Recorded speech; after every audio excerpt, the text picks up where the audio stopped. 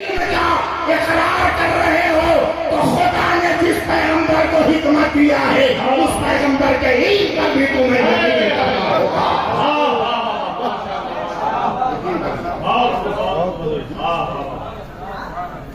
कम पढ़े लिखे नौजवानों को फंसाते हैं सर,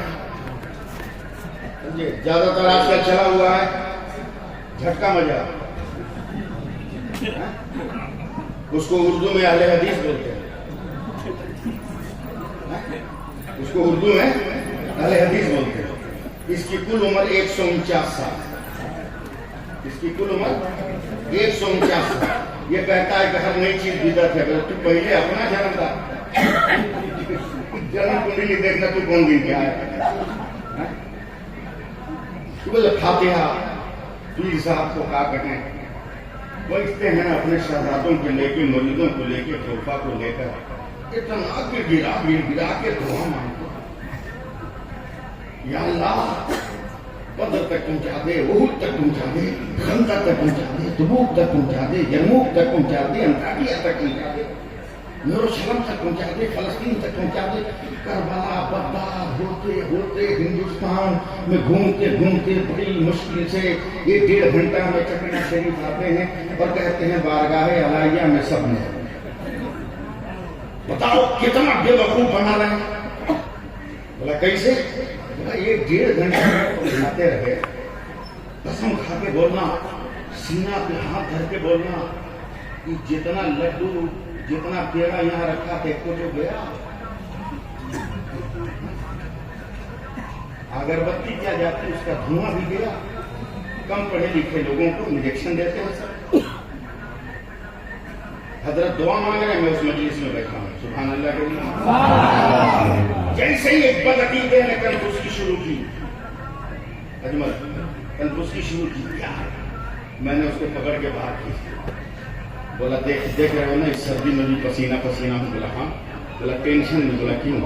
बोला लड़के ने नया मोबाइल खरीद के दिया, बैटरी भी फुल चार्ज है और लॉक हो गया, सारा नंबर इसी में जलसे वगैरह का दोस्तों अब का टेंशन नहीं, कैसे रब्ता करूँगा। उसने अपना मोबाइल निकाला, कहा मेरे मोबाइल से अपने बेटे को फोन करो। का पागल, जितना नंबर था सब उसी में था, याद नहीं है कुछ। तो उस बदअकीदे ने कहा कि एक काम करो, खत लिखो अपने लड़के के नाम और उसमें मेरा नंबर लिख दो, तेरा लड़का मेरे नंबर पे सारी चीज बता देगा। हमने कहा पागल नहीं ना होगा, अबे कल का जलसा कहाँ है, उसका नंबर मेरे पास है। अब तुम खत कलकत्ता भेजने की बात कर रहे हो, ये हिंदुस्तान है जहाँ पैदाइश का खत लिखा जाता है तो 40वां के बाद पहुंचता है। मुझको क्विक सर्विस चाहिए, कहा टेंशन मत लो, आप लिखो खत। मैंने लिखा, उसी बदअकीदे का नंबर लिखा, ले गया मुझको सरैया मार्केट में, एक पीसीओ में ले गया जहाँ फैक्स मशीन लगी थी। कहा नंबर याद है फैक्स का? कहा वो तो याद है। कहा मेरे कागज को फैक्स मशीन में डाल दिया, मेरा नंबर पंच के कर ओके, कागज भीतर गया, बाहर निकल गया, कागज लेके मुझको दिया। कहा मौलाना अब आपका लड़का खत पड़ा, का मारूंगा ना, दिन में अंधेरा चला। पागल समझाया क्या हमको? बोला क्या हुआ? हमने कहा भाई ये खत कलकत्ता गया था, ये तो पलट के मशीन से आ गया मेरे हाथ में, यही लेटर पेड है, यही तहरीर है, यही रोशनाई है, सब कुछ यही है। ये कलकत्ता गया कहाँ?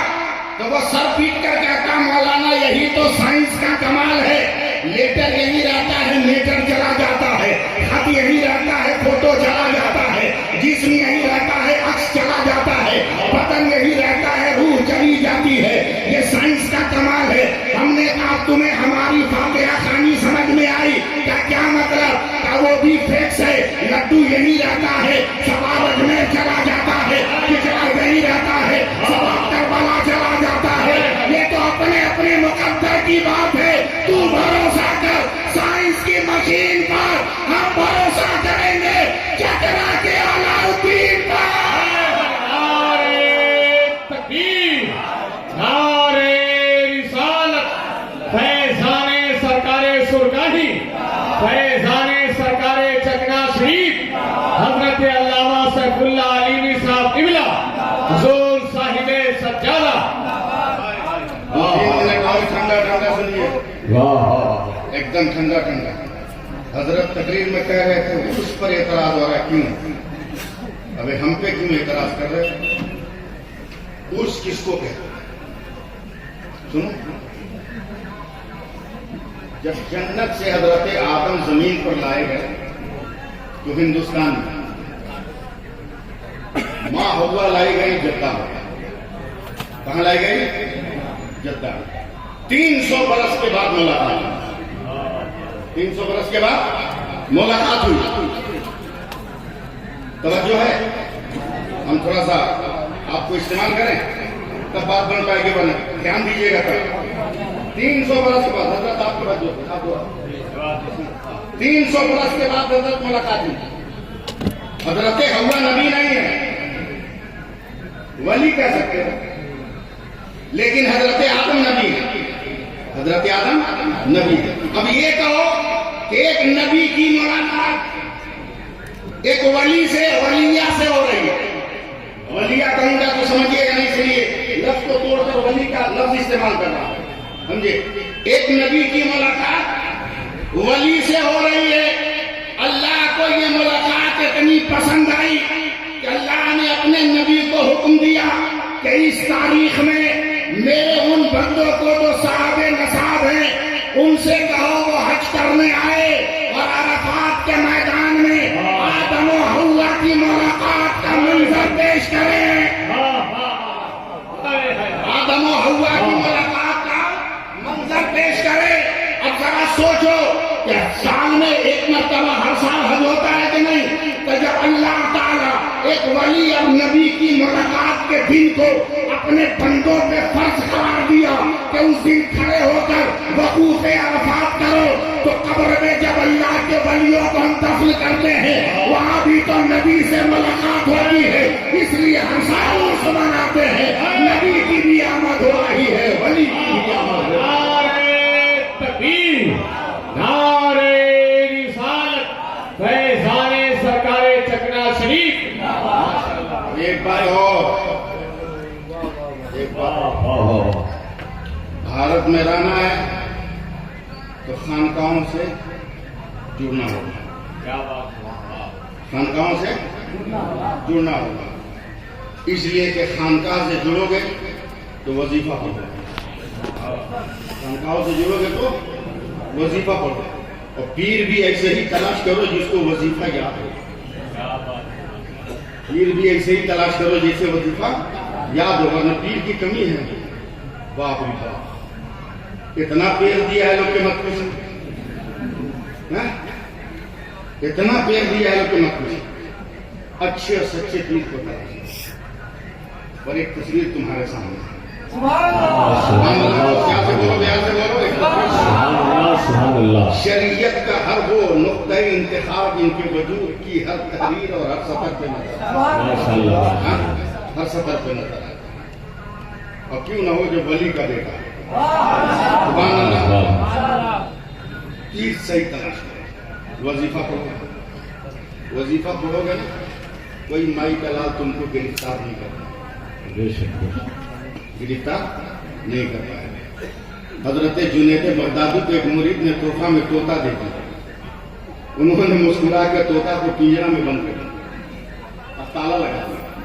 चले गए जोहर की नमाज पढ़ने, पढ़ के आए, देखा ताला लगा हुआ, तोता निकल के पेड़ पे बैठा गया।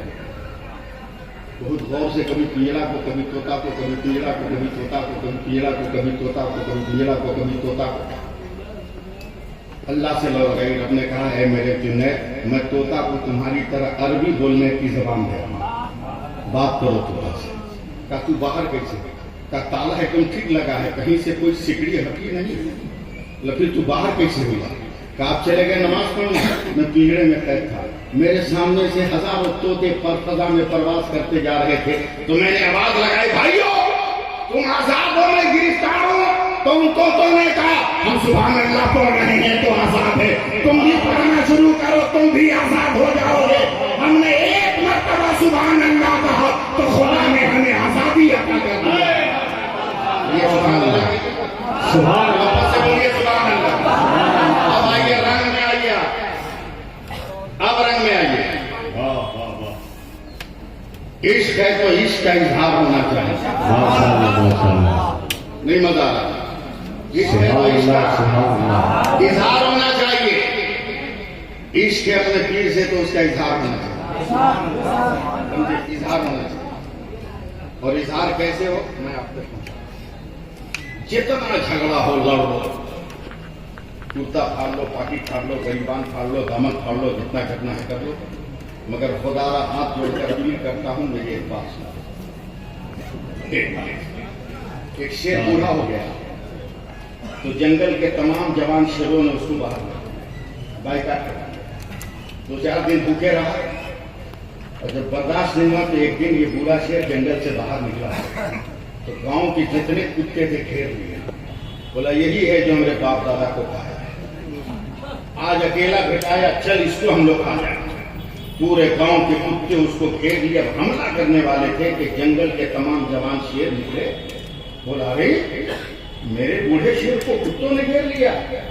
तमाम जवान शेरों ने कुत्तों पे हमला किया और मारपीट के कुत्तों को भगा दिया।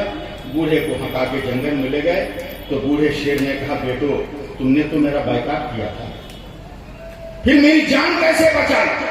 तो नौजवान शेरों ने कहा चाचा आपस में झगड़ा जितना हो कर लेंगे, मगर जब कौमियत का सवाल आ जाए कौन देखेंगे, झगड़ा नहीं देखेंगे।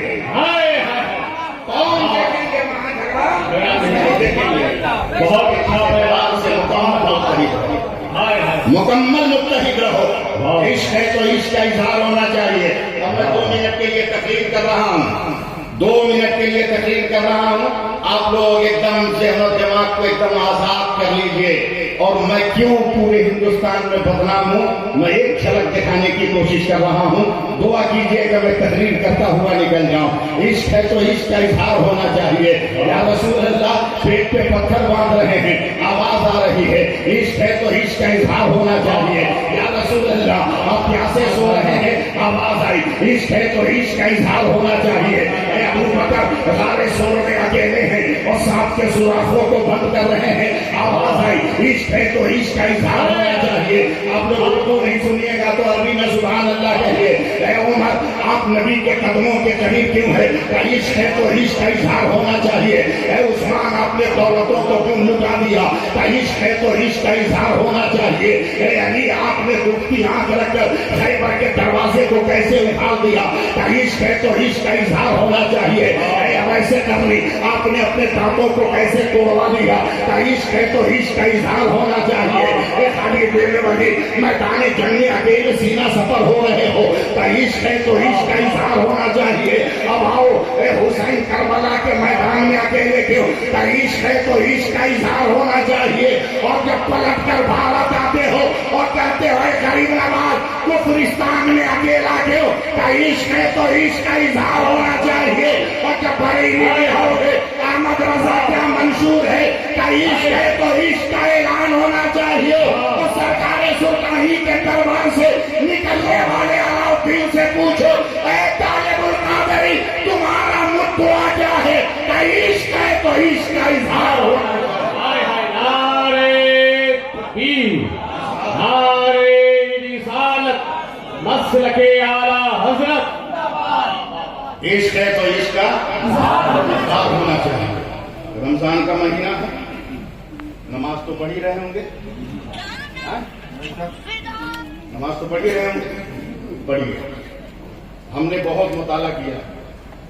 हजरत साइंस ये कहती है कि कोई भी इंसान लगातार किसी काम को अगर मुसलसल 21 दिन कर ले तो इंसान उस काम का आदी बन जाता है।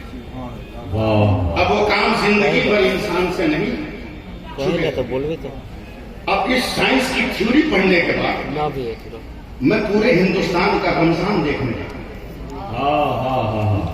रमजान देखने जाता। कहीं 10 दिन मुकम्मल नमाजी है, कहीं 20 दिन मुकम्मल नमाजी है, कहीं 27 रमजान तक मुकम्मल नमाजी है, उसके बाद फिर गायब।